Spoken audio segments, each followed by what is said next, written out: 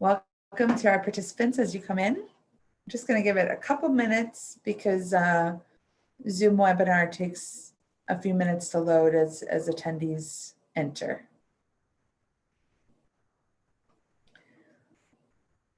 This is our second presentation of the day on our residential domestic centers, places around the US where you can still complete your IQP off campus. And as I mentioned, as you come in, we're just letting the attendee list load before we begin. So just one more minute.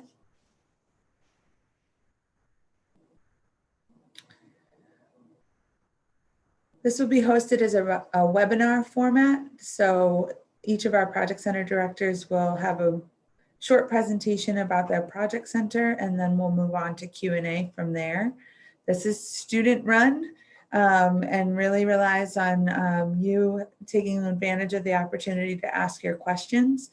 So if you have a question while the project center directors are presenting, feel free to type that in the Q&A. You can find the link at the bottom. Or if you think of something afterwards, we'll make sure that we get to it. And without further ado, just a reminder that we will record this and post it to YouTube as well. So I will get started. And I wanted to remind you as well that this is the second week of the Global Fair. We're excited to redesign the Global Fair in this virtual format for this year. And you'll notice that there's regional presentations, special topic highlights about other globally focused things like the international studies major and minor. You'll see other highlights of project centers throughout the week, and then return student sessions. So on Wednesday, we'll host a return student session where you'll hear from students that already completed their IQP off campus and have a chance to meet in breakout rooms during that Zoom session. So if this is your first time coming to a Global Fair event, that's fine. We have saved all of these presentations. You can find them on our YouTube live channel. You can also find the rest of the schedule at Plus Global Fair 2020. And the best place to start is Plus Off Campus IQP. That's where we've cataloged everything that we sent out over the summer, our newsletters about how to apply, and also where you can find the next steps in the application process. Finally, eProjects is going to be your home in terms of browsing the project centers, learning more details about them, and then finally completing your application. So we will jump into our directors' presentations now. And before I do that, let me just give you a sense of who is in the room. So today we have our domestic residential project centers. And in the room with us is Professor Fred Bianchi, who's the director of the Acadia Bar Harbor the Bar Harbor Maine Project Center in Acadia National Park, as well as the Glacier National Park Project Center. We have Professor Lisa Stoddard of the Farmstay Project Center, Professor Dominic Golding of the Nantucket, Massachusetts Project Center, Professor Fabio Carrera of Santa Fe, New Mexico Project Center, and Professor Kent Rissmiller of the Washington Project Center. Glad to have you all. I'll just reshare my screen and then we'll get started.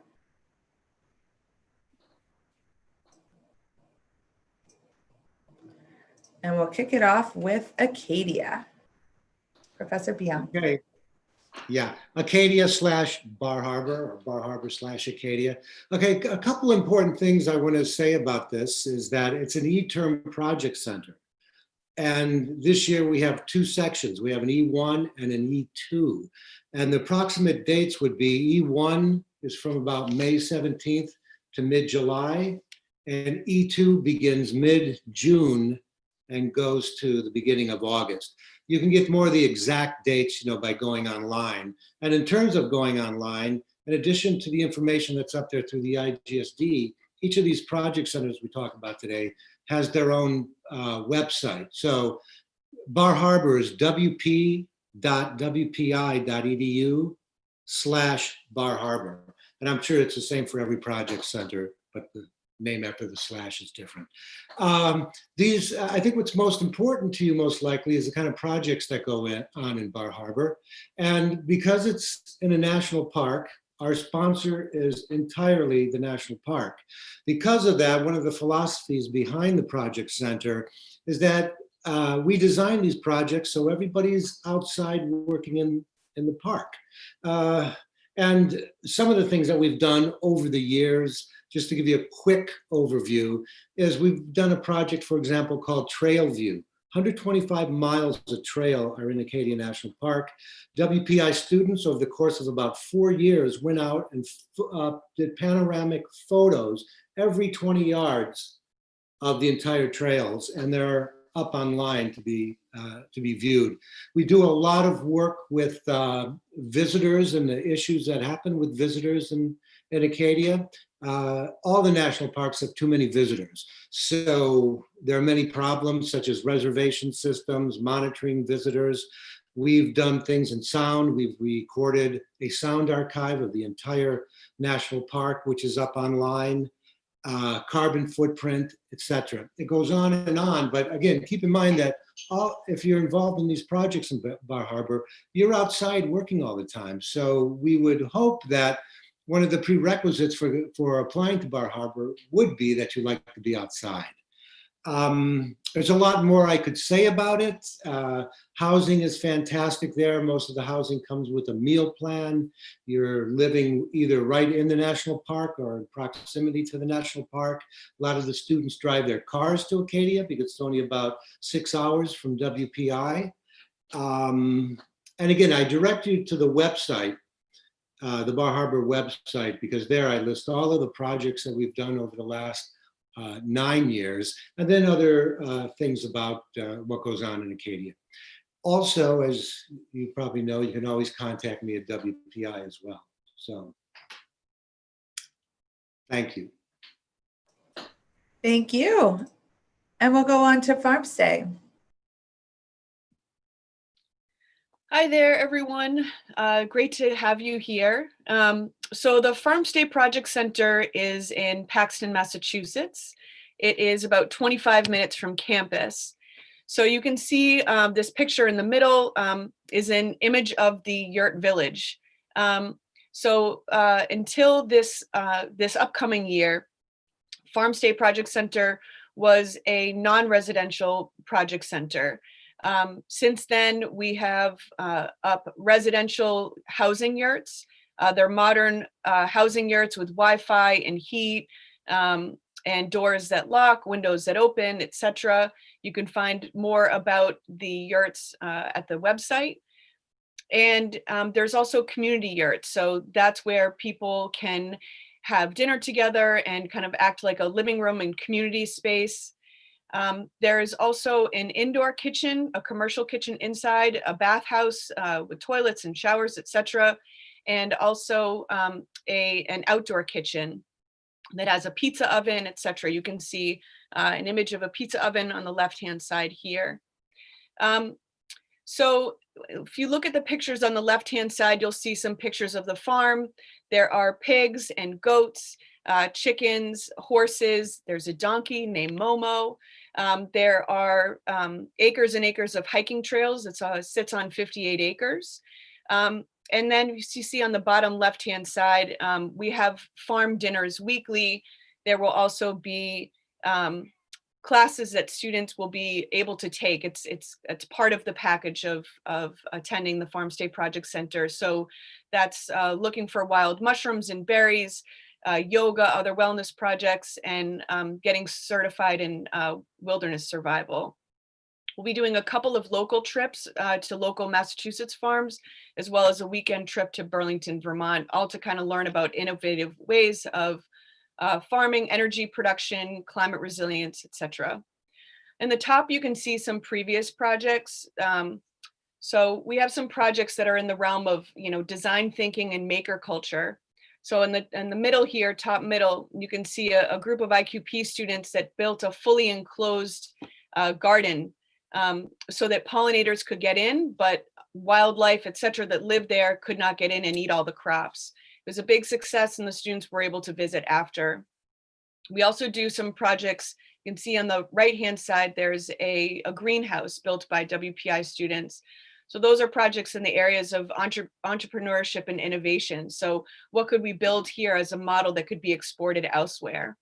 Other projects you can see on the bottom right, looking for options for renewable energy and how to create a renewable energy network on the farm. So using multiple different sources of renewable energy, innovative ways to produce food in a changing climate. So what are the multiple creative ways of vertical growing, growing mushrooms, multiple ecosystems? And then also you see this picture here of water capture and harvesting. So the farm has multiple uses for water on the farm. How do you capture that water? How do you filter it? Happy to answer any questions that you all have via email or in this session, and look forward to meeting you in person. Thank you. And we'll go back to Professor Bianchi for Glacier National Park.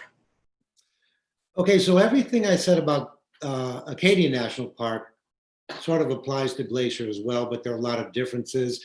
Glacier is in Montana. It's way up high. It's half of it is actually in the Canadian, is in Canada. So you can tell by all these students, they're pretty happy to be there. And this year coming up, we're going to take 20 students. A lot of the projects deal with things that go on in the park, problems that the national park needs to deal with, and problems that the national park really can't solve on their own because they don't have the budget to do it and they don't have the personnel to do it. Glacier National Park is 1 million acres. And what you're looking at in this picture is just a snippet of what the entire 1 million acres looks like. So there is plenty to do when you're up there. These students here, you know, they every weekend they went camping, they did things, they got up at 5 in the morning and went fly fishing.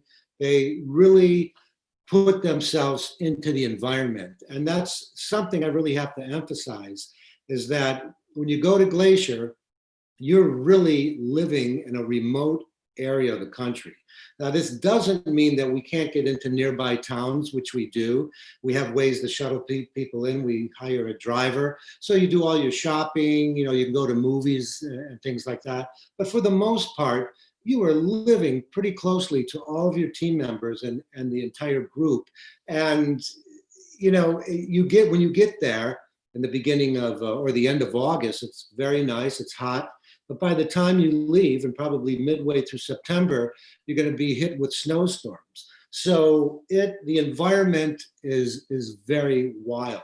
Some of the projects we do up there, we've done a lot with connectivity. So most of the national parks, once you get into the national park, there is no connectivity whatsoever. Again, Glacier, 1 million acres. You can't use your cell phones. They don't work once you pass the entry gate. So WPI teams have worked on things to integrate other technologies, looked at satellite use. We've developed our own webcams to monitor things going on in the park. So anything that is problematic to the park, we help them out with. There's a project this year going on with dark skies. And that means we're monitoring all the light pollution in the sky, making recommendations for changing lights, etc. So essentially, everything is about the environment, but we bring technology to it in most cases to make it work out there, because everything is a technological problem in many national parks. Students stay, some of the students stay right in the national park in fantastic housing. Other students stay down the road a little bit in a lodge. Lots of variability. But again, I will leave by saying one more time that this is really a project center for people that just love being outdoors. You have to be resilient. You have to be a problem solver. And you have to be able to tolerate a little bit of isolation up there. But in the end, it's all totally fun. And there is a website, I think I mentioned it before, wp.wpi.edu/glacier. It'll give you a little bit more information about the projects and some things going on there. Thank you. Thank you. And I'll mention that a few of our project centers, I think possibly all of them on this call have additional websites, and you can find a link to them on eProjects as well. Yeah. Next, we'll have Nantucket.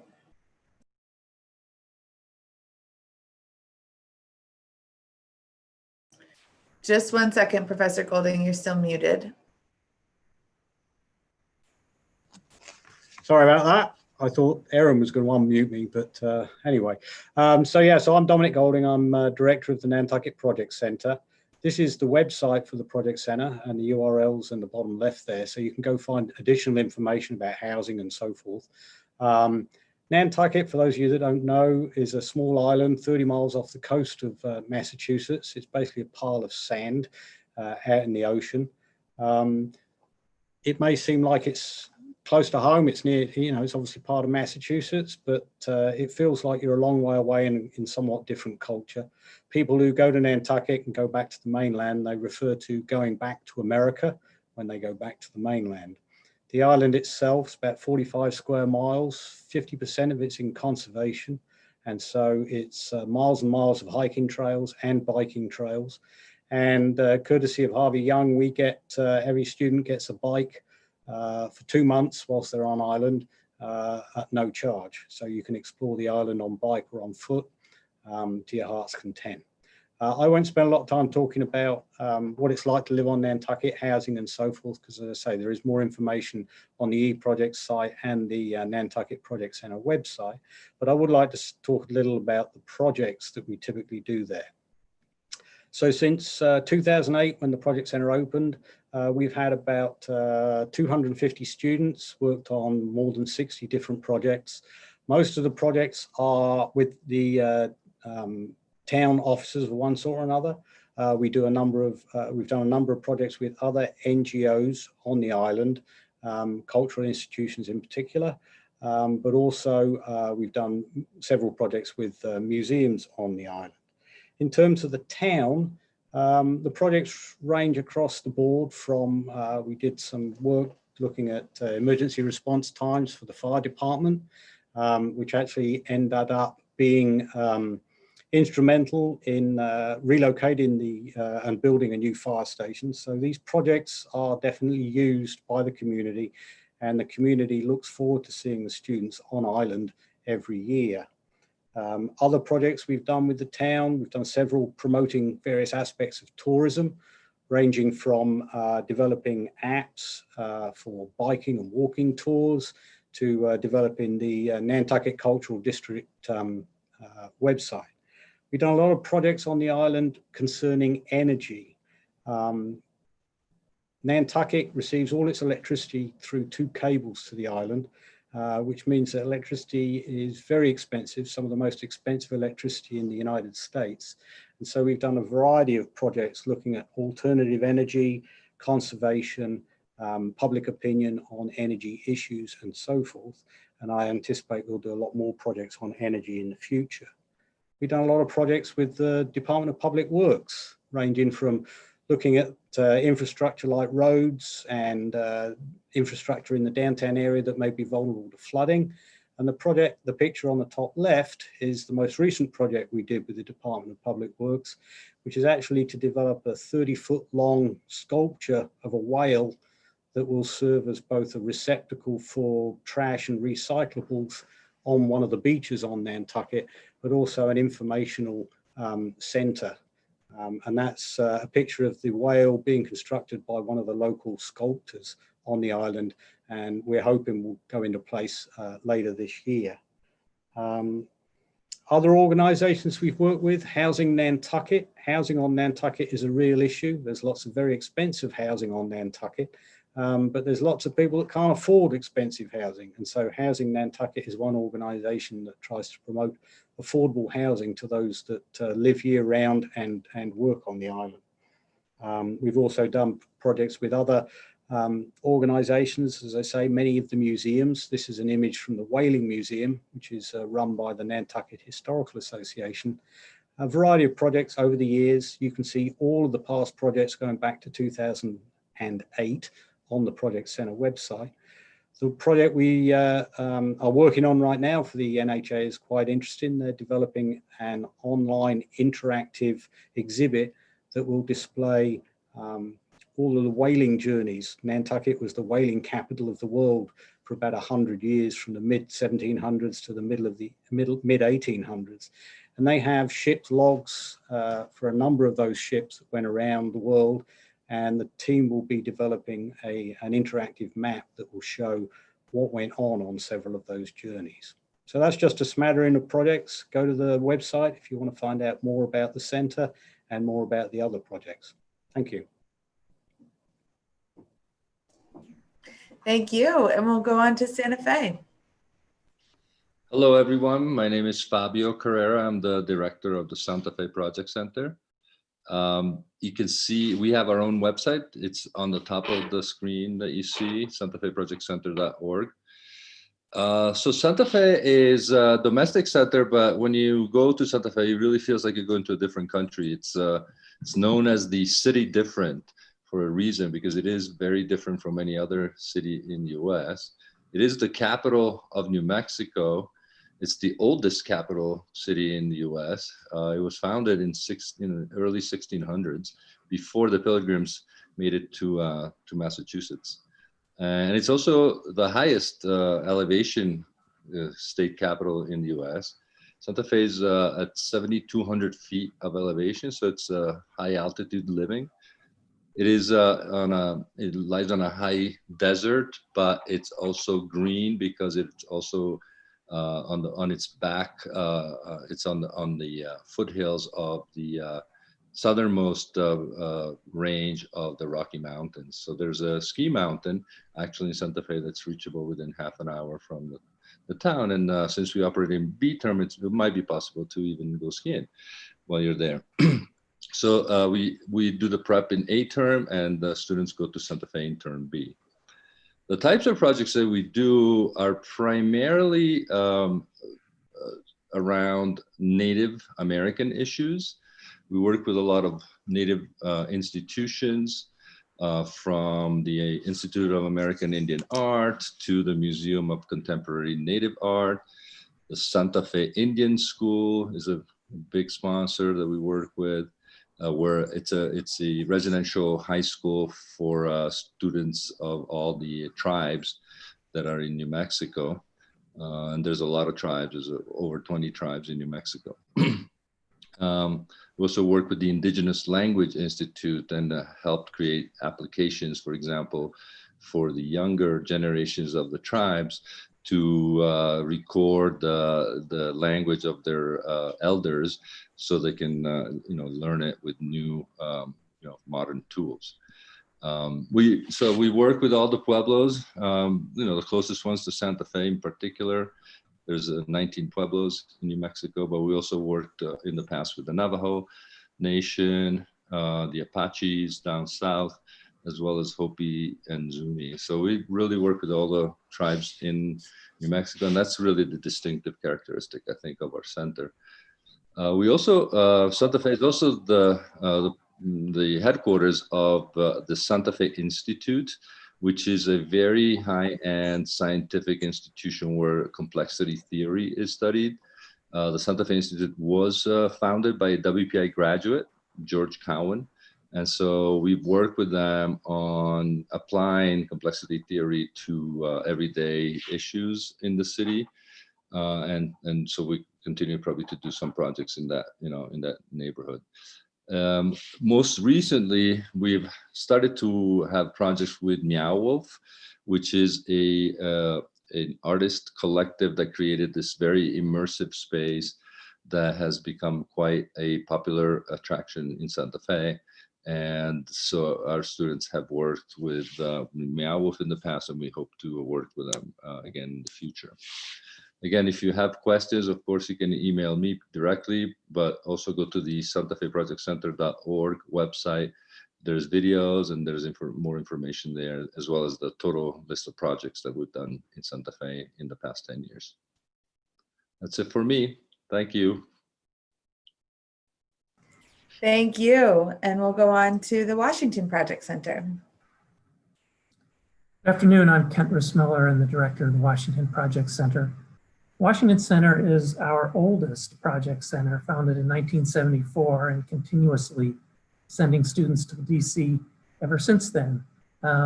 We don't have yurts exactly, and it's not Glacier National Park, but instead students stay near DuPont Circle at a residence inn. DuPont Circle, picture DuPont Circle is behind me in my background today. It's a very lively sort of neighborhood with lots of small restaurants and in many, sort of brownstone kind of residential neighborhood around outside the commercial areas, and proximate to a number of parks, including Rock Creek Park. At the Residence Inn, there are some pictures. You can Google the Residence Inn, and on P Street, you can see pictures of their facilities.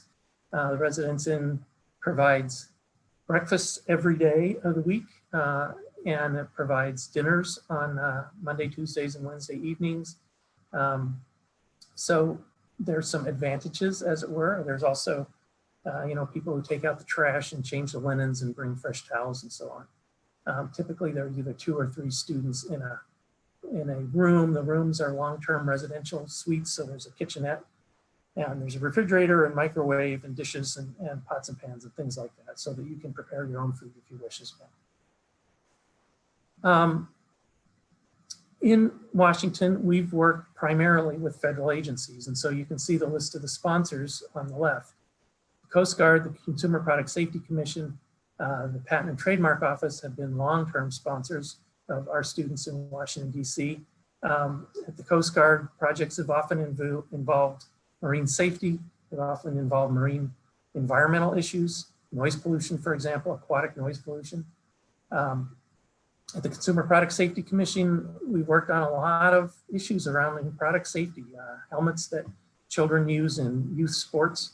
More recently, they've been doing studies, we've been doing studies on e-scooters and electric bicycles and things like that in the city, which are very popular in the city of Washington. They have large databases full, unfortunately, of accident reports involving consumer products. And so students have gone through those databases to really find out where the dangerous products are and how the agency might react to them. Patent and Trademark Office is often sort of popular with students who have an interest in patent law at WPI. Our projects don't really involve patent law, but they involve sort of the operation and functions of the office, quality assurance issues, and training and sort of employee engagement of patent examiners, for example. But spending a couple months there, you really get to understand what the organization is like. More recently, we've started also working with the National Park Service in Washington, where we've worked with the organization that runs malls and monuments is one. The other is the Rock Creek Park. The parks in Washington are all managed by the National Park Service. And the parks, among other things, have a real mission, not only in preservation, but also in education. So we've been involved in designing education modules on water quality, the use in Montgomery County schools, for example, by bringing students into the park to do the water testing. We've also engaged more recently in projects involving groundwater issues and flooding that happens in some of the creeks that feed into Rock Creek Park. The Federal Emergency Management Agency and USAID are relatively new sponsors, but both of them are interested, well, FEMA is interested in actually things like artificial intelligence and use of social networks in order to provide real-time information on needs in disaster areas. So you can imagine with their wildfires happening, getting information from people's social media accounts, Instagram accounts, places like that. Twitter accounts can be really valuable and really very prompt. So that's what we're working with them on this fall. And USAID for International Development is actually concerned at the moment with the kind of pollution that comes with all of the aid that is sent to refugee camps and other sites. So we're looking at reverse sort of supply chains to create value out of things like packaging for the food supplies and the blankets and tents that aid is shipped in. So that gives you a view of those. I think we're going to be working with all of these agencies in the coming year. They're very excited to have WPI students there. And again, there's more information on e-projects and on the Washington Project Center website. Thank you. Great. Thank you all for that overview of your project centers. And as pretty much everyone mentioned, going back to eProjects is a great resource for getting more details and information to complement these presentations. Before we jump into questions, I just wanted to remind you that if you have any questions at all, as you begin the application, as you look over the second step of the application, which is the Project Center rating form, please don't hesitate to reach out to our office. You can reach us at global@wpi.edu, or you should have received an application liaison message as well. This is the first time we've done something like that to basically leave our door open, quote unquote door open to you during these exceptional times. So you can reach out to that person directly. We'd be happy to set up a Zoom and talk to you more. Or if you didn't get that email, or if you just have a general question, you can reach out to Global too. So with that, I will turn it over to our moderator, Candace, who can start with questions. Thank you, Erin. So one of the first questions I'm going to direct towards Professor Golding. Are there important criteria that you are looking for your project center? No, not especially, just an enthusiasm for being in the place that you choose. There's no language requirements for Nantucket. There are language requirements, obviously, for other centers. But basically, it's an interest in engaging with the community. The community loves to see students, and so you know, wanting to reach out to the community.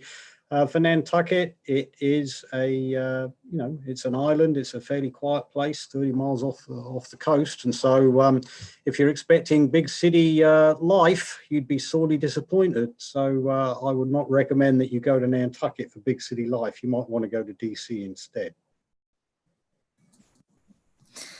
Professor Miller is nodding his head. Would you like to add anything else? Well, not really with regard to the question of, what we're looking for. We're looking for students who are interested in engaging in these locations and interested in engaging with the kind of projects and project sponsors that we do at them. There's a real diversity here represented today in this session. Washington is big city life. There's lots of museums, there's lots of young people, there's lots of outdoor dining even in COVID, and it can be an exciting place to live. Fortunately, this is B term 21, so way after the election.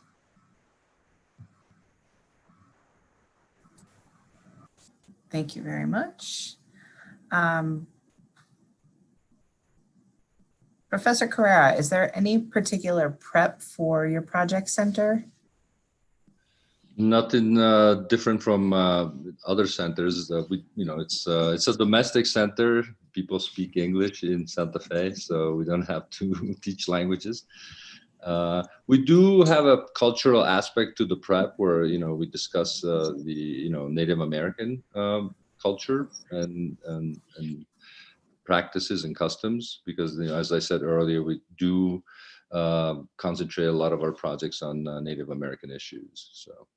But other than that, no, nothing special. Great, thank you.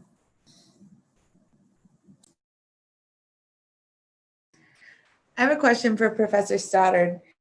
I'm not sure if you went over this in your presentation, but is there any option for students to come back to campus during the time at the project center, or perhaps not stay over every night?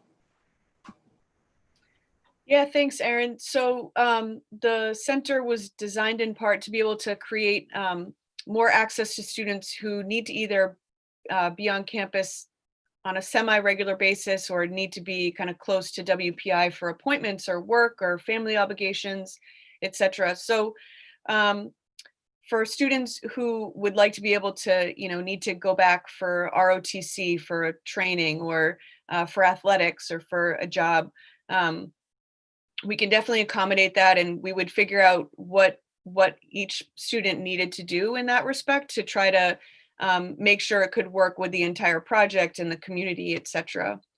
One thing that I did forget to note in addition is that at the Farm State Project Center, they also run programs for youth and in particular at-risk youth. So that's children who are living in foster care, living below the poverty line, kids who have exceptional needs, might be neurodiverse or on the autism spectrum. And so sometimes when you're designing things for the farm, like let's say if the greenhouse that we designed, you have to be thinking about not only access for the people who are trying to produce food for the farm, but also that kids are going to go and learn in there. It's a living science lab. So how can you be creative and get these kids engaged and create access for them and to learn? So I just want to mention that as well, and that we will be running projects in both A and D term.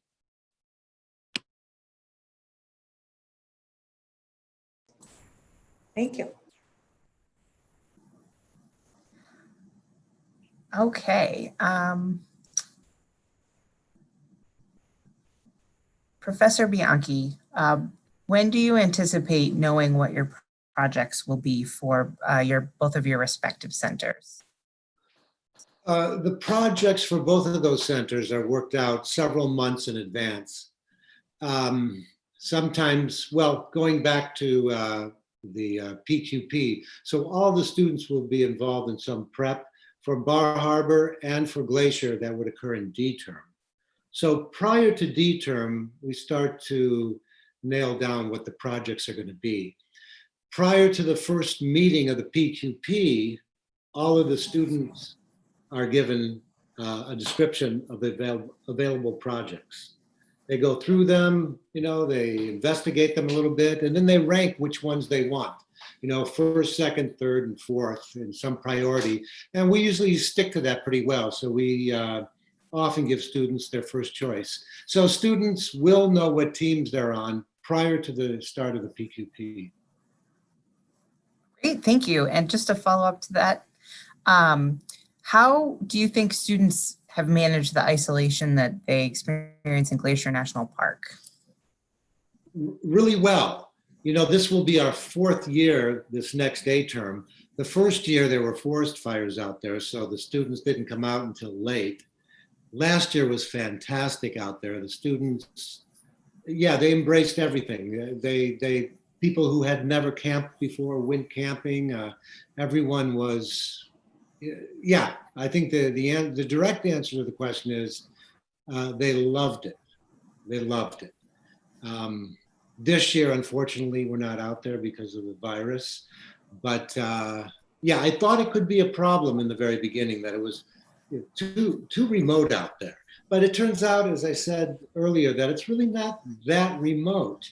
You work in a remote surrounding, but we're able to get to some of the nearby towns. And there's a lot of skiing during the winter that goes on in that part of Montana. So some of these surrounding towns are pretty sophisticated. They're very much like Aspen. So, even though you're way out there, it's a very happening place. Great, thank you so much. Another question for Professor Golding. For Nantucket, do students leave the island frequently during the term? Typically, students will not leave the island on a weekend. In the past, we've always taken a slightly longer break over Thanksgiving so that parents can come pick people up from the island at the port in Hyannis and bring them back the following weekend. But students actually like to be on island, and they get involved in all sorts of things on the weekends anyway. We have actually had some students who've got involved with activities, like we had one student one year was coaching the cheerleading group at the high school, and she went off island with them to go to various competitions. So there are some times when people go off island, but most of the time the students like to stay on island and enjoy what there is to offer there. Great, thank you so much. And a question for Professor Rissmiller. Are ID 2050 and PQP both taught by the project advisor? Oh, not necessarily. When we can make that happen, we will, which is to say, if the traveling advisor is someone who is normally part of the Interdisciplinary Global Studies faculty, or can get released from maybe a social science department or humanities department. We like to give the advisors that opportunity so they can be working with the same set of students for the entire semester instead of for just the term. But that's kind of a complicated question. We have, for example, for B term, we'll have right now 12 sections of ID 2050 and 23, 24 advisors to travel in B term. So they're not always going to be the identical person. Thank you very much. Oh, one more question for Professor Carrera. Can students bring their cars to Santa Fe? It's up to them. I mean, our projects do not require a car in order to get to the sponsors. But students have chosen to take their cars out of their own free will, which we can't forbid them to. And there's lots of stuff to see around Santa Fe. And so moving around with a car could be useful in some cases, but it's not necessary for the projects. Can I answer that question for Glacier? Sure. It isn't necessary, of course, to bring your car, but several students in the past have planned a trip out to Glacier. So they might take 2 weeks prior to going to Glacier and they hit all kinds of national parks and do whatever they want. And then when they're out there, they have a car. Some students have just driven out to Glacier. Again, it's not required, but it is helpful when they get out there and have a car, because the public transportation is almost non-existent. And after Labor Day, which is primarily when WPI is there for a term, a lot of the facilities and support structure of the park shut down. As I said, you're close to snow by that time. So I have found in the past that students that did have cars, I think they're pretty happy they had them. But again, if they didn't have cars, we have public transport, or we have transportation that's provided to the students. Great, thank you. And Well, yeah, Ken, do you have Okay. something to add? well, because students can't bring their cars to Washington. Maybe that's a disadvantage, but there is public transportation between the metro and the bus system. And this question tends to come up regularly because there are students who see that Washington is maybe within driving distance of their home. But frankly, we don't have any place to put them. And parking at the hotel is about $40 a night. And so we certainly don't arrange parking for students there. And the on-street parking is highly restricted in Washington and really unavailable. So that's, if you want to bring a car, you have to think about a different center.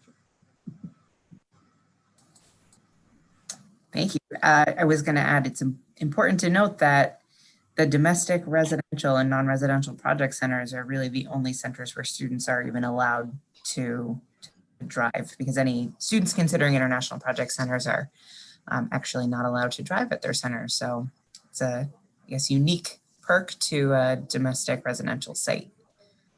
I think there aren't any other questions from our attendees, but in closing, would anybody, any of the panelists like to add any closing thoughts for us today?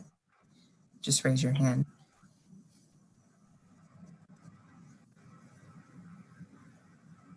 Lisa. I just wanted to say that I'm really excited to have this center turn from non-residential to residential. I think it can provide some new opportunities for students who may or may not need to be able to head back and forth to campus. We've been building the Yurt Village over the last year or so, including having the outdoor kitchen be built by your peers who got, donated granite countertops and a rocket stove, etc. So we're really excited to have it be a residential space, and COVID permitting, folks can always email me to be able to get a little bit more information about the site, or even to potentially set up a visit to the site, since it's only 25 minutes from campus.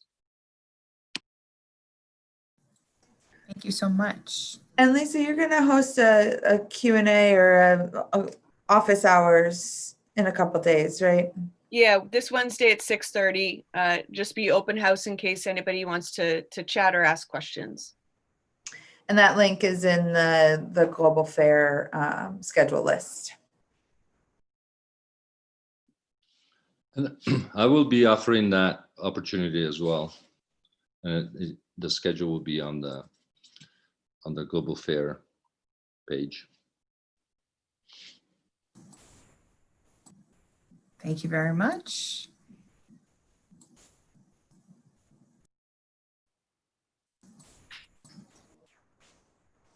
Okay, well, I can wrap it up by just saying thank you to all our panelists. We're really glad to have a kind of closer look at each of your centers.